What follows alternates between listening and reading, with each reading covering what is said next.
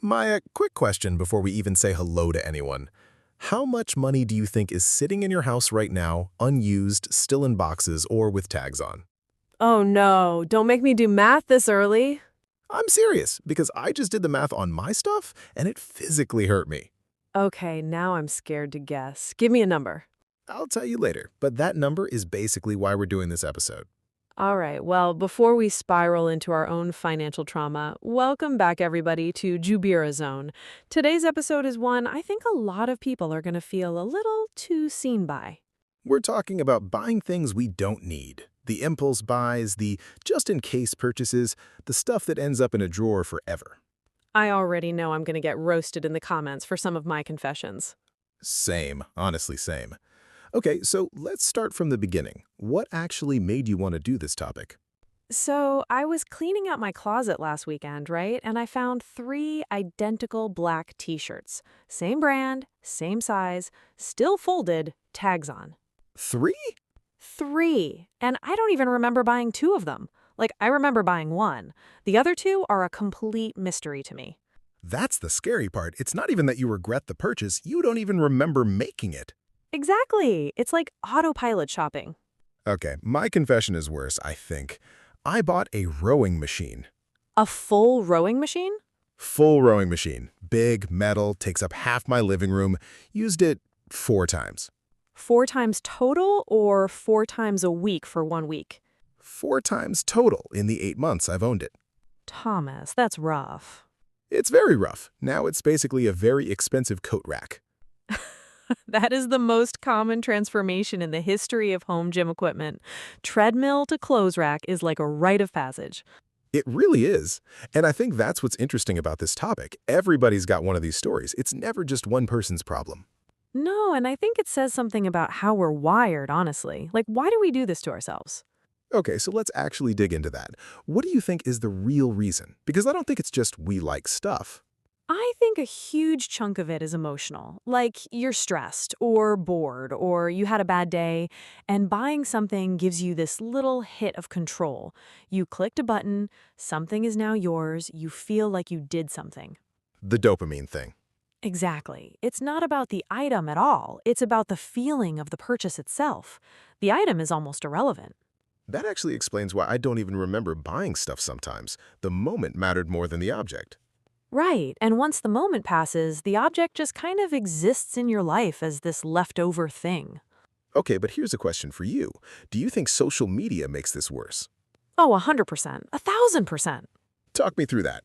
So think about it. You're scrolling, and every third post is somebody either showing off something they bought or an ad that's specifically targeted to something you were just thinking about. The targeted ads thing still freaks me out. It should. I was talking about needing new running shoes out loud near my phone, not even searching anything. And within an hour, I had running shoe ads. Okay, I don't think phones are secretly listening to us, but I do think the algorithm is scary good at guessing. Maybe, or maybe they are listening and we just don't want to admit it. That's a whole other episode right there. Put a pin in that one. Noted. Okay, so social media pushes us toward buying. What about comparison, like seeing other people's stuff? Huge factor. There's actually a term for it, keeping up with the Jonas, but I think now it's less about your actual neighbors and more about strangers on the internet with curated lives. That's such a good point. It used to be you compared yourself to the people on your street. Now you're comparing yourself to someone in a different country with a completely different income, and you don't even know it. Right, and their whole life online might be like 10% of their actual life, but you're comparing your full reality to their highlight reel. I've heard that phrase before, but it really is true. Nobody's posting the credit card bill. Nobody's posting the credit card bill. That's such a good way to put it. So, okay, let's get into some actual examples. What's the most useless thing you've ever bought? Oh, easy, a juicer. The juicer story. Go. So I watched one of those documentaries about juicing, and I convinced myself I was going to become this healthy juice person. Bought a huge, expensive juicer, used it twice, hated cleaning it, and now it just sits in my cabinet judging me every time I open the door. The cleaning is always the deal breaker with kitchen gadgets. Always. Nobody warns you about the cleaning part. The commercials never show someone scrubbing pulp out of tiny crevices for 20 minutes. That's actually such a pattern, though. Kitchen gadgets, bread makers, juicers, panini presses, ice cream machines. The graveyard of good intentions. That's a great name for it, actually. The graveyard of good intentions. We should make merch. We should. Okay, what about you? Is there a category where you're the worst offender? For me, it's tech gadgets. Anything with a USB cable, I'm weak. Oh no. I bought this smart water bottle once. It's supposed to light up and remind you to drink water. Does it work? The light works great. My hydration habits, not so much. So it's basically a nightlight now. Basically a nightlight, a $90 nightlight. Okay, that hurts to hear. It hurts to say. But here's the thing. I don't think buying things is inherently bad. I think the issue is buying things without intention. Yes, that's such an important distinction. There's a difference between I thought about this and it genuinely improves my life versus I saw it and my brain said yes before I could think. So how do we actually catch ourselves before that impulse turns into a purchase? I've started doing this thing where if something's not urgent, I put it in my cart and just leave it there for a day or two. Does that actually work for you? Most of the time, yeah. Like 70, maybe 80% of the time, I come back and think, why did I even want this? What about the other 20%? The other 20% I still buy it, but at least I felt like I made a decision instead of a reaction. That's a really healthy way to frame it, actually. It's not about never buying anything, it's about being the one steering instead of your impulses steering you. Exactly. And honestly, sometimes waiting even reveals that you already own something similar. I've bought duplicate phone chargers like 4 separate times because I forgot I had one somewhere in a drawer. The mystery drawer. Everyone has one. Everyone has the drawer. Mine's a whole box at this point. A box? Upgrade. It escalated. Okay, so let's talk money for a second because I think people underestimate how much this actually adds up. Oh, it's brutal when you actually track it. I read somewhere that the average person spends a shocking amount each year on stuff they later admit they didn't need, like real meaningful money, not pocket change. And it's sneaky, too, because it's rarely one big purchase. It's $5 here, $12 there, a subscription you forgot to cancel. Subscriptions are their own nightmare. Their own separate episode, honestly. Another pin. We're collecting pins today. We are. Okay, but subscriptions are a great example because they're invisible. You don't feel the purchase happening. Right. It's not like standing at a register and handing someone cash. It's just a silent charge every month. And I think that silence is dangerous because pain is actually a good signal.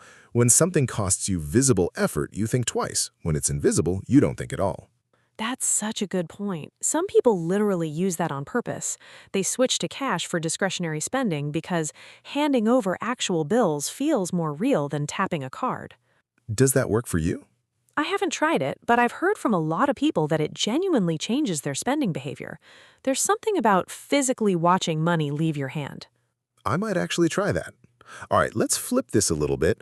What about the emotional side of decluttering? Because I feel like once you realize how much unused stuff you have, it's almost more stressful than the money itself. Oh, totally. There's this heavy feeling, right? Like each unused item is this little reminder of a decision you regret. It's like clutter guilt. Clutter guilt. Yes, that's exactly it. And I think that's actually a good motivator, weirdly. Once you feel that guilt, you start being more careful before the next purchase. So in a strange way, decluttering isn't just about the space, it's kind of retraining your brain. Exactly. It's like closing the loop. You see the consequence of the impulse, and next time your brain remembers that feeling before you click buy. That's a really healthy way to look at it, actually. Okay, before we wrap up, I want to ask if someone's listening right now and they know they have this habit, what's one small thing they could actually try this week? I'd say pick one category, just one, don't try to fix your whole life at once, and give yourself a waiting rule for that category specifically. Like if it's clothes, wait 48 hours before buying anything that's a genuine need. I like that it's specific. Trying to change everything at once usually backfires. Totally. Small, boring, consistent changes beat dramatic ones every time. Boring but effective. That should be our tagline. Put it on the merch with graveyard of good intentions. We're building quite the brand today. All right, I think that's a good place to wrap up. This one hit close to home for both of us. It really did. And honestly, I think that's why this topic matters. It's not really about shopping, it's about noticing your own patterns. Well said. So here's a question for everyone listening. What's the most useless thing you've ever bought? The rowing machine, the juicer, the mystery duplicate charger? We want to hear it. Drop it in the comments. We will absolutely be reading through them. And honestly, don't be embarrassed because clearly none of us are exempt from this.